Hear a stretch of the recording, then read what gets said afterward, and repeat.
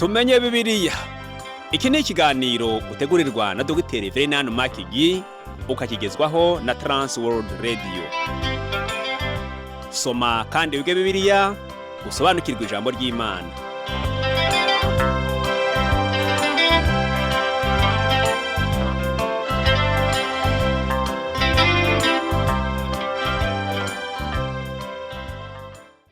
Uraho neza shuti muvandimwe uteze amatwi ikiganiro tumenye Bibiliya.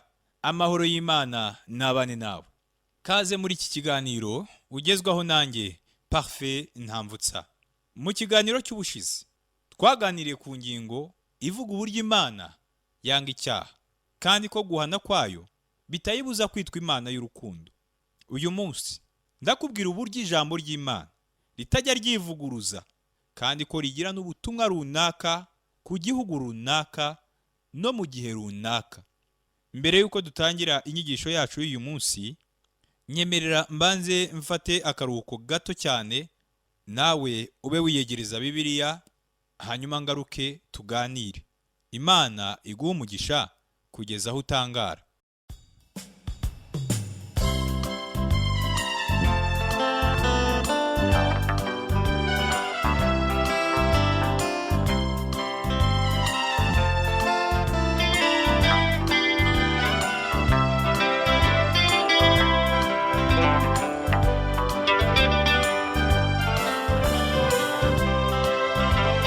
Transworld Radio, oh, Transworld Radio,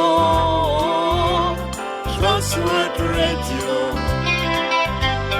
Transworld Radio, Sambirana, Sambirana, Sambirana, Usemera, Sambirana, Sambirana, Sambirana, Usemera. Urakoze kuguma hafi y'inyakiramajwi yawe wiyumvira ikiganiro tumenye Bibiliya. Reka nizere ko ufashe Bibiliya yawe kugira ngo tuze kugendana ku mirongo imwe n'imwe tuza kugenda dusoma.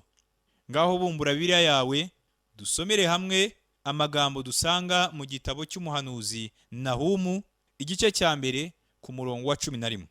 Bibiliya iravuga ngo hariho uwasohotse muri wowe wagambira ibibi ku Uwiteka akagira abandi inama yo gukora ibibi. Nahumu yerekanye ko hari umwanzi Ubuyuda bwari bufite.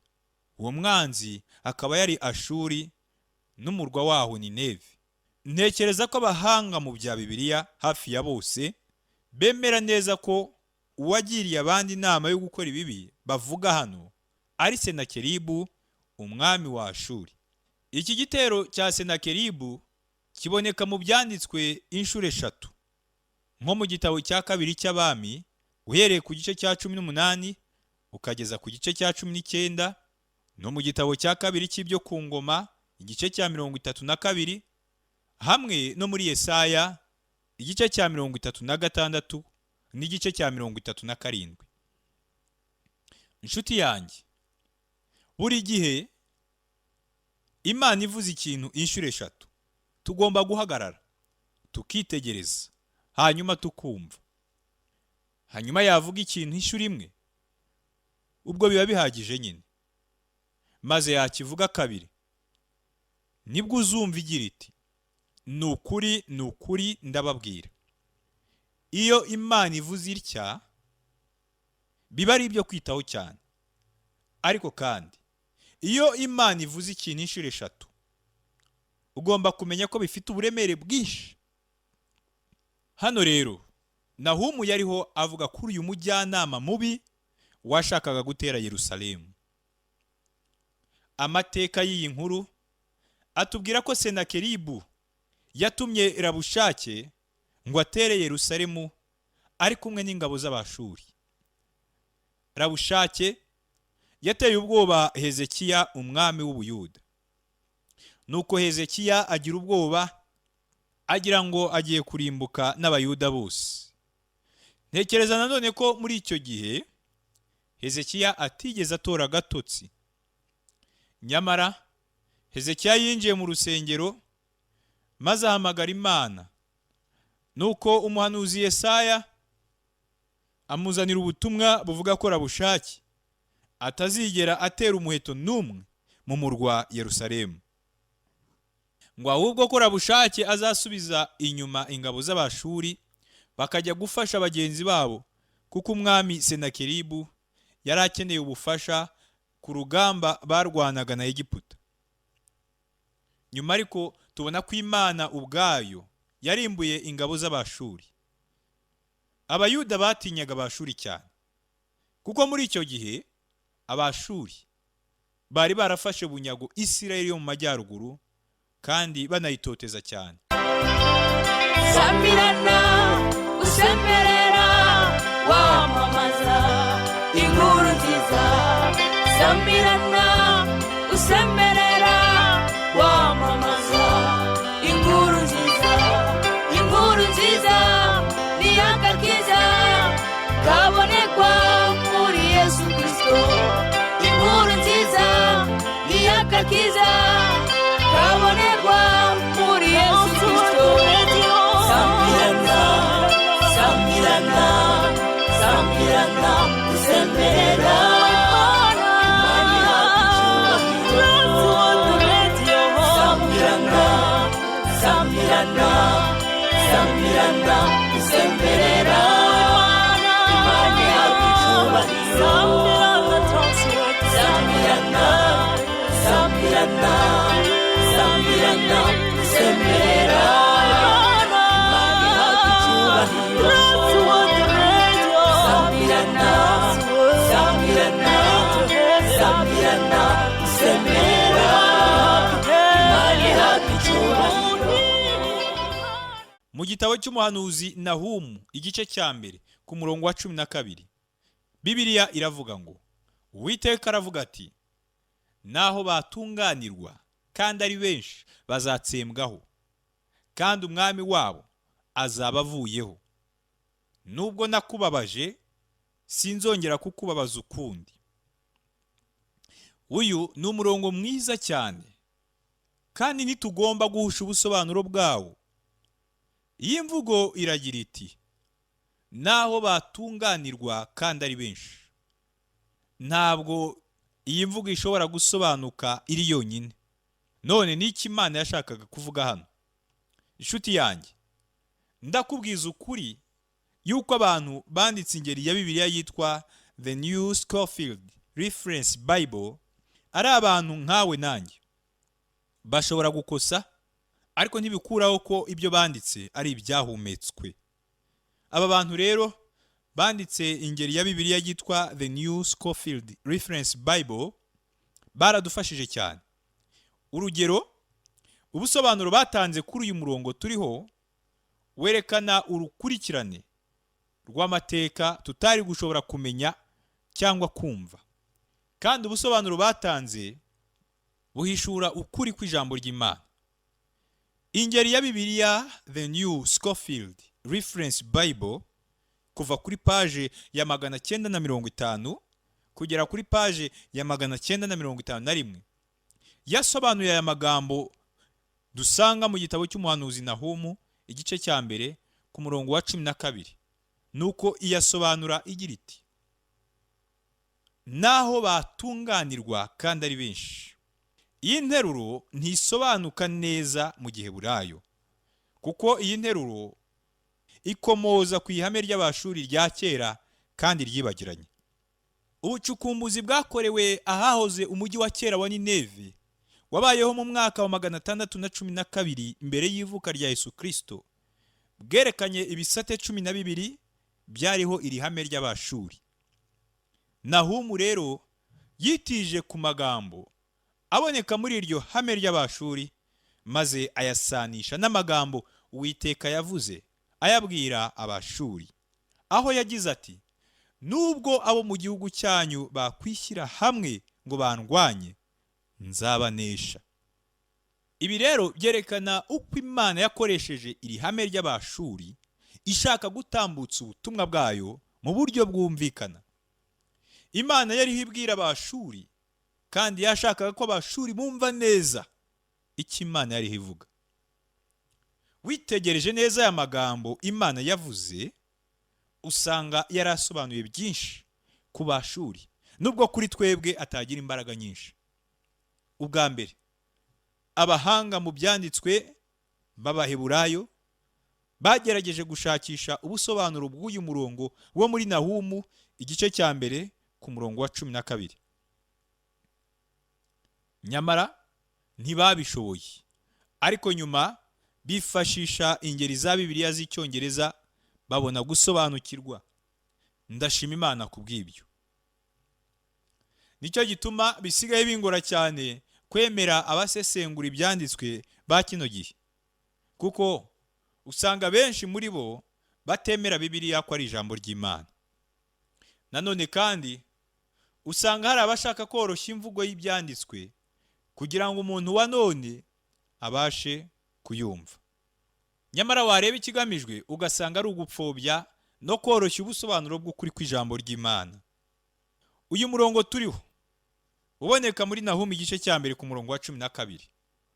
Uhishura ko nubwo utabasha gusobanukirwa ibyanditswe, Imana irakubwira ngo byakire nk'uko nabiguhaye, kandi umunsi umwe uzabisobanukirwa. Mu yandi magambo, uzasobanukirwa ibyanditswe nubyiga ubishyizeho umwete. Ikibazo gihari nuko benshi muri twebwe dusigaye dukinisha ijambo ry'Imana, kandi tugashaka no kugaburira byinshi abantu bataragera ku rwego rwo kwifuza kumenya byinshi ku ijambo. Nubwo ndi umwe mu bashinjwa koroshya ijambo ry'Imana, nemera ko ibyanditswe bigomba kubahwa mu buryo bumwe cyangwa ubundi. Ntabwo nkina na Bibiliya cyangwa ngo mbe nayitesha agaciro, ahubwo nemera ko ibyanditswe bigomba kubahwa. Inshuti yanjye, namaze umwanya munini kuri uyu murongo, kuko nkiwusoma bwa mbere wangoye cyane kuwumva, ariko nyuma nza kuwusobanukirwa nifashishije inyandiko y'abandi bahanga mu bya Bibiliya. Abo bahanga kandi bavumbuye byinshi birebana n'umurwa wa kera wa Nineve. Nanone kandi aya makuru yerekeranye n'umurwa wa Nineve yavumburiwe rimwe n'ibisigazwa byatoraguwe ku ruzi rwa Tigre no mu mujyi ukiriho uyu munsi witwa Mosul.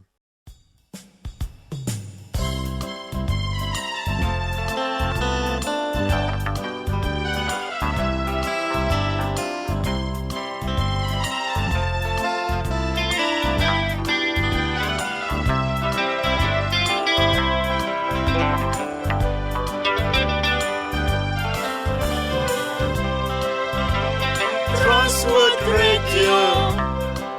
Oh, Transworld Radio. Transworld Radio.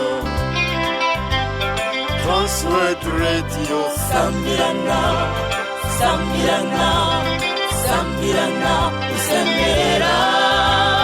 Sambirana, Sambirana, Sambirana, Usembera.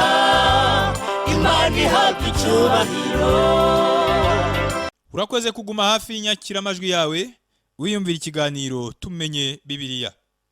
Mu gitabo cy'umuhanuzi Nahumu igice cya mbere ku murongo wa 13, Bibiliya iravuga ngo, ndetse ubu ngiye kugucaho uburetwa bwe, nguceho n'ingoyi ikuboshye. Ibi byasaga nk'ibidashoboka ushingiye ku gihe Nahumu yabyandikiye, kuko tuzi yuko Ashuri yakomeje kubaho mu bihe bito byakurikiyeho. Ariko ntibikuraho ko Imana yari yamaze kuvuga ngo ngiye kuguciraho iteka. Imana yaravuze kandi ngo Uwiteka yategetse ibyawe ngo nta mbuto zitirirwa izina ryawe zizongera kubaho. Nzaca igishushanyo kibajwe n'igishushanyo kiyagijwe mbikure mu nzu y'ibigirwamana byawe. Nzagucukurira imva yawe kuko uri umunyagisuzuguriro. Aya magambo dusomye yanditse muri Nahumu gice cya mbere ku murongo wa 14. Iby'Imana yavuze kuri Nineve byari bibi cyane. Imana yaravuze ngo ngiye kuguhamba. Uwitwa Nikita Khrushchev si wabaye wa mbere mu gukoresha iyi mvugo, kuko nawe yabwiye Leta Zunze Ubumwe za Amerika amagambo asa nk'aya, kandi ayo magambo yakiriwe nabi cyane n'Abanyamerika. Mu by'ukuri Khrushchev yakoresheje amagambo yavanye muri Bibiliya, ariko ntiyabimenya. Imana yabwiye Nineve ngo ngiye kuguhamba, kandi ninguhamba ntuzongera kwitwa igihugu ukundi. Inshuti yanjye, mbese ni ryari uheruka kubona Umwashuri? Ntabwo bakiri benshi muri iki gihe, kandi n'igihugu cyabo ntabwo kikiriho uyu munsi. Imana yarababwiye ngo nzaguhamba, kandi koko niko yabigenje. Nanone kandi Imana yaravuze ngo nzarimbura imana zanyu, no kuvuga ibigirwamana. Ubu buhanuzi bwaje gusohora ahagana mu mwaka wa 612 mbere y'ivuka rya Yesu Kristo, ubwo Abamedi n'Abakarudaya baje bakarimbura umurwa wa Nineve. Ibigirwamana by'Abashuri byarimbuwe n'Abamedi bari basanzwe basenga Imana imwe, batasengaga ibigirwamana. Abamedi barwanyaga ibishushanyo bibajwe, ni nacyo cyatumye bakuraho ibigirwamana by'Abashuri. Reka twongere dufate akaruhuko gato, hanyuma ngaruke twinjira mu gice cya kabiri cy'umuhanuzi Nahumu. Ukomeze gufashwa mu izina rya Yesu. Sambirana usemberera wamamaza inkuru nziza. Sambirana usemberera wamamaza inkuru nziza. Inkuru nziza ni agakiza kabonekwa muri Yesu Kristo. Inkuru nziza ni agakiza kabonekwa muri Yesu Kristo. Sambirana, sambirana, sambirana usemberera imani yacu. Sambirana, sambirana, sambirana usemberera imani yacu. Sambirana, sambirana, sambirana usemberera imani yacu. Sambirana, sambirana, sambirana usemberera imani yacu. Urakoze kuguma hafi y'inyakiramajwi yawe wiyumvira ikiganiro Tumenye Bibiliya. Nkuko nari maze kubivuga, dutangiye igice cya kabiri muri iki gitabo cy'umuhanuzi muto cya Nahumu. Turasoma muri Nahumu igice cya kabiri ku murongo wa mbere. Aravuga ngo dore mu mpinga z'imisozi amaguru yuzanye inkuru nziza, akamamaza iby'amahoro. Yuda we, komeza ibirori byawe byera, higura imihigo yawe, kuko umunyabibi atazongera kunyura iwawe yatsembweho pe. Imana yavugiye muri Nahumu iti, we kunsiga, we kwirengagiza amategeko ya Mose, we gucika intege, kuko ngambiriye kurimbura umwanzi wawe, maze nkakoherereza Mesiya uzakuzanira ibyishimo bitavugwa. Nahumu yavuze aya magambo igihe ubwami bwa Ashuri bwari hafi kurimbuka. Uzabona ko na Yesaya yavuze amagambo nk'aya ngaya muri Yesaya ibice 52 ku murongo wa 7, aho yagize ati, erega ibirenge byuzanye inkuru nziza ni byiza ku misozi, akamamaza iby'amahoro, akazana inkuru z'ibyiza, akamamaza iby'agakiza, akabwira Isiyoni ati, Imana yawe iri ku ngoma. Yesaya nawe yavuze aya magambo igihe ubwami bwa Babuloni bwari hafi kurimbuka, kuko yariho yandikira abo mu bwami bw'amajyepfo bw'Ubuyuda. Nahumu nawe yandikiye abo mu bwami bw'amajyaruguru, maze ababwira ibisa nk'ibi, ariko akomoza ku byari hafi gusohora kuri Ashuri. Ndagira ngo nanone urebe ukuntu Pawulo yagarutse kuri aya magambo ubwo yandikiraga itorero ry'Abaroma. Hari aho yanditse maze aravuga ngo, kuko umuntu wese uzambaza izina ry'umwami azakizwa. Ariko se bamwambaza bate bataramwizera? Kandi bamwizera bate bataramwumva? Kandi bakumva bate ari ntawababwirije? Kandi babwiriza bate batatumwe? Nk'uko byanditswe ngo, mbega uburyo ibirenge by'abavugabutumwa bwiza ari byiza cyane. Aya magambo Pawulo yanditse tuyasoma mu rwandiko yandikiye Abaroma ibice 10 uhereye ku murongo wa 13 ukagera ku murongo wa 15. Ntekereza ko Nahumu ari wabanje kuvuga aya magambo, hagakurikiraho Yesaya, maze Pawulo agakomoza ku byo Yesaya yari yaravuze, ariko agashyiramo itandukaniro rito mu rwandiko yandikiye Abaroma avuga ku gihugu cya Isirayeli. Pawulo yahakanye ko Imana itakiri gukorana n'igihugu cya Isirayeli, ariko ku mpera y'ibihe Isirayeli izinjira mu munezero mwinshi. Ntekereza ko ubu butumwa bushobora no kuba ubwawe nanjye muri iki gihe. Pawulo yaranditse ngo, kuko umuntu wese uzambaza izina ry'umwami azakizwa. Aya magambo yanditse mu Baroma ibice 10 umurongo wa 13. None ni gute abantu bazumva ntawe ubabwirije ubutumwa? Hagomba kubaho abajyana ubutumwa, kandi nizera ko Imana ifite abo izohereza. Yesaya yaranditse ngo, erega ibirenge byuzanye inkuru nziza ni byiza ku misozi, akamamaza iby'amahoro, akazana inkuru z'ibyiza. Aya magambo ya Yesaya yanditse muri Yesaya ibice 52 ku murongo waho wa 7. Ibi ntabwo byabwiwe abantu kuko bafite ibirenge byiza, ahubwo abantu babibwiwe kugira ngo bamamaze ubutumwa bwiza. Bashobora kujyana ubutumwa bwiza bagenda n'amaguru, n'indege, cyangwa se babutambutsa kuri radiyo nk'uko nanjye ndi kubikora. Igikuru si uko bajyana ubutumwa, igikuru ni uko ubutumwa butambuka. Mwivuga butumwa dukora hano kuri radiyo, twizera ko ubutumwa bugomba guhera hano iwacu, aho nakwita ko ari Yerusalemu, maze bukamamara no hirya no hino mu gihugu, aho tudashoboye kugera n'amaguru.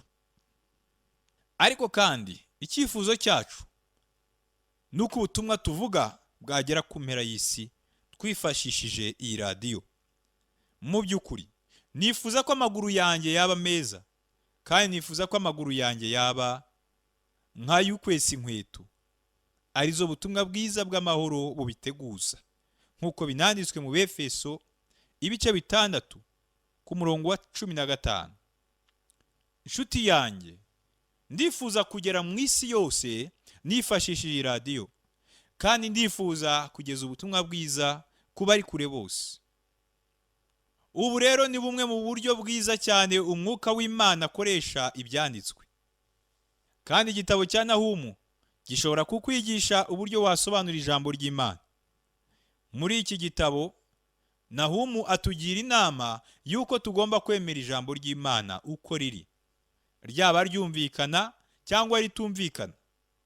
Kuko kudasobanukirwa ijambo ry'Imana ntibiterwa n'uko ryo ubwaryo ritumvikana, ahubwo biterwa n'uko twebwe ubwacu tuba tutaryumva.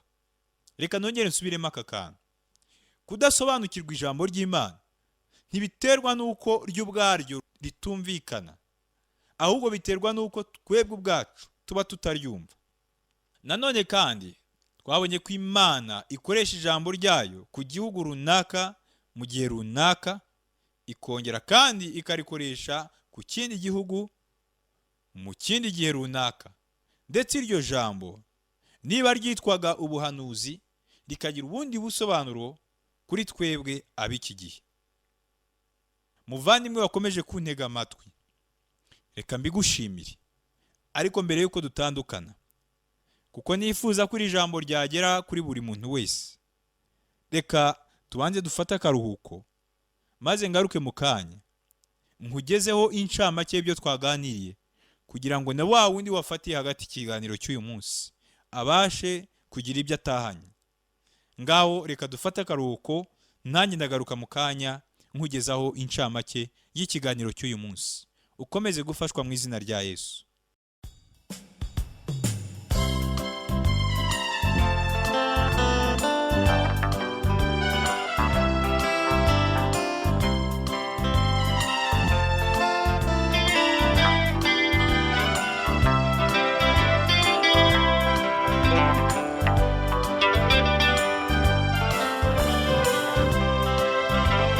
Transworld Radio. Oh, Transworld Radio. Transworld Radio. Transworld Radio. Sambirana, Sambirana, Sambirana, Usembera. Sambirana, Sambirana, Sambirana, Usembera. Imani hapi icyubahiro. Urakoze kuguma hafi y'inyakiramajwi yawe wiyumvira ikiganiro tumenye Bibiliya.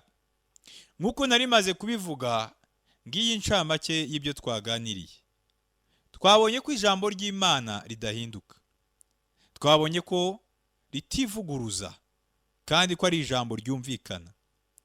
Nubwo umuntu ashobora kurisoma ntaryumve, twabonye ko ikosa ritaba ari ibyanditswe, ahubwo ikosa n'iry'umuntu ku giti cye urisoma ntaryumve. Ijambo ry'Imana kandi rigira ubutumwa runaka ku gihugu runaka no mu gihe runaka. Mu yandi magambo, ntirigendera ubusa, ahubwo rirasohora. Haleluya. Ngaho reka dusenga Imana kugira ngo idushoboze kurushirizaho kumva neza ibyo twize uyu munsi, kandi dushoboze no kubishyira mu bikorwa. Mana, ndagushimiye kuko ijambo ryawe ari rizima kandi rikomeye. Udushoboze kuryizera no kurigenderamo kugira ngo dutegerezanye ibyiringiro by'icyo ryavuze ku buzima bwacu. Ibyo byose mbisabye nizeye mu izina ry'Umwami wacu Yesu Kristo. Amen. Ndagushimiye inshuti wabanye nanjye mu kiganiro cy'uyu munsi. Ubutaha ningaruka tuzaganira ku gice cya kabiri mu gitabo cy'umuhanuzi Nahumu. Nzakubwira uburyo Nahumu yahanuye ibirebana no kurimbuka kwa Ashuri. Ngaho amahoro n'umugisha biva ku Mana Data n'Umwana wayo Yesu Kristo n'Umwuka Wera bibane nawe.